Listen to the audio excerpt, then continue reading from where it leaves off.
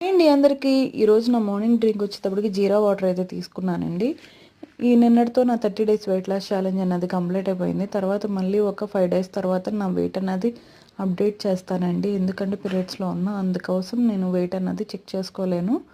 ఈ రోజైతే కానీ నేను వెయిట్ లాస్ ఫుడ్డే తీసుకున్నానండి. డైట్లోనే ఉన్నాను కాబట్టి వెయిట్ లాస్కి సంబంధించినవి తీసుకున్నా. మార్నింగ్ జీరా వాటర్ తాగిన తర్వాత ఒక 1 అవర్ తర్వాత పైనాపిల్ జ్యూస్ అయితే తాగేసాను. తర్వాత వచ్చేటప్పటికి ఇలా చియా వాటర్ అయితే తీసుకున్నానండి. ఒక 1/2 లీటర్ వరకు తాగుతాను. అంటే డే మొత్తంలో కానీ ఇలా చియా వాటర్ కానీ లెమన్ వాటర్ కానీ అలా 3 లీటర్స్ అయితే కంప్లీట్ చేస్తా వాటర్ వచ్చేటప్పటికి.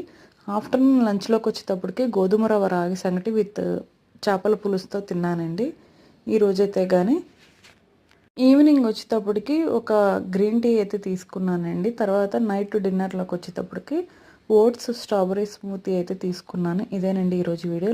నచ్చితే లైక్